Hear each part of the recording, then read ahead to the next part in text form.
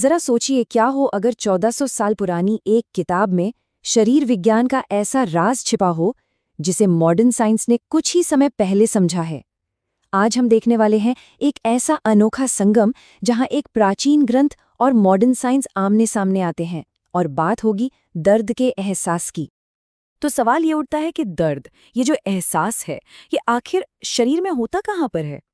क्या ये बस हमारे दिमाग में है या फिर इसका कोई खास ठिकाना है?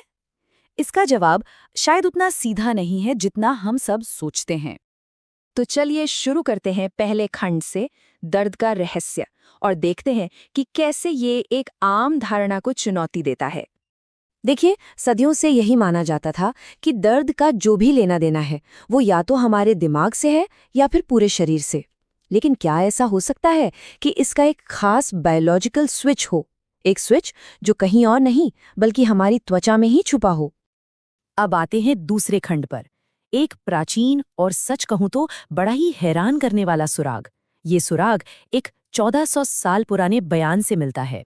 ये बयान कुरान के अध्याय 4 आयत 56 से लिया गया है। अब जरा इस पर ध्यान दीजिएगा। यहाँ सजा को जारी रखने के लिए एक बहुत ही खास और कह सकते हैं कि अजीब निर्देश दिया गया है, खालों को बदलना। आखिर ऐसा क्यों कहा गया? और बस यही सवाल हमारी पूरी पड़ताल की जड़ है। मतलब, शरीर को ठीक करने की बात क्यों नहीं की गई? सिर्फ खाल बदलने पर ही इतना जोर क्यों? वो भी इसलिए ताकि दर्द महसूस होता रहे। इस सवाल को जरा पकड़कर रखिएगा, क्योंकि इसका जवाब हमें मिलने वाला है विज्ञान में। तो चलिए अब चलते हैं तीसरे खंड की तरफ, संवेदना का विज्ञान, और समझने की कोशिश करते हैं हमारे शरीर की वायरिंग को। तो होता यह है कि हमारे शरीर में ना कुछ खास तरह के सेंसर लगे होते हैं। इन्हें कहते हैं पेन रिसेप्टर्स। और आज का विज्ञान हमें बताता है कि इनकी सबसे ज्यादा तादाद जानते कहाँ होती है? हमारी त्वचा की परतों में। असल में यही वो तार हैं जो हमारे दिमाग तक दर्द का सिग्नल लेकर जाते हैं। इसे समझने का सबसे बढ़िया तरीका है जलने के केसेस को देखना। देखिए, जब किसी को फर्स्ट या सेकंड डिग्री बर्न होता है तो बहुत तेज दर्द होता है। क्यों? क्योंकि पेन रिसेप्टर्स तब भी काम कर रहे होते हैं। लेकिन थर्ड डिग्री बर्न में जब त्वचा पूरी तरह जलकर खाक हो जाती है तो नतीजा बड़ा ही चौंकाने वाला होता है। दर्द का एहसास ही गायब हो जाता है।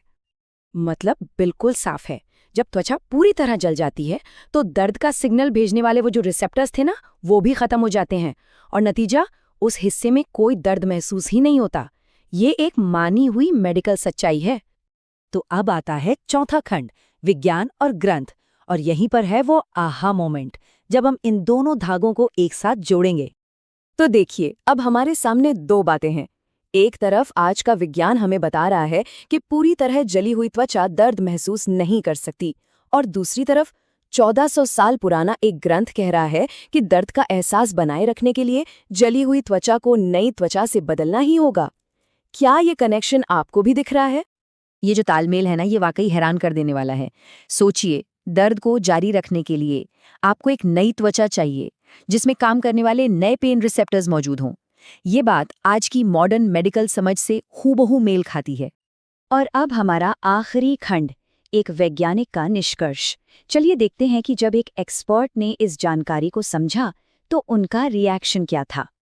इनसे मिलिए, ये हैं प्रोफेसर तगातात तेजासेन, थाईलैंड के एक बहुत ही माने हुए एनाटॉमिस्ट। जब पहली बार उन्हें इस आयत के बारे में बताया गया तो एक वैज्ञानिक होने के नाते उन्होंने इस बात को बिल्कुल भी नहीं माना। उन्हें यकीन ही नहीं हुआ कि एक इतनी पुरानी किताब में इतनी सटीक मेडिकल जानकारी भला कैसे हो सकती है। लेकिन जब उन्होंने खुद इस पर रिसर्च की और ये कंफर्म किया कि हाँ, दर्द के रिसेप्टर्स सच में त्वचा में ही होते हैं और जलने पर नष्ट हो जाते हैं, तो वो हैरान रह गए। और इसके बाद उन्होंने एक बड़ी मेडिकल कॉन्फ्रेंस में सबके सामने ये ऐलान किया कि ये जानकारी उसी बनाने वाले की तरफ से हो सकती है जिसने खुद इंसान की त्वचा को डिजाइन किया है।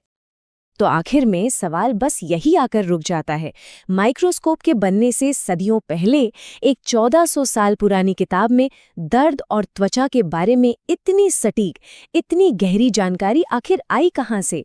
ये एक ऐसा सवाल है जो विज्ञान और इतिहास के बीच एक बहुत ही दिलचस्प पहेली छोड़ जाता है।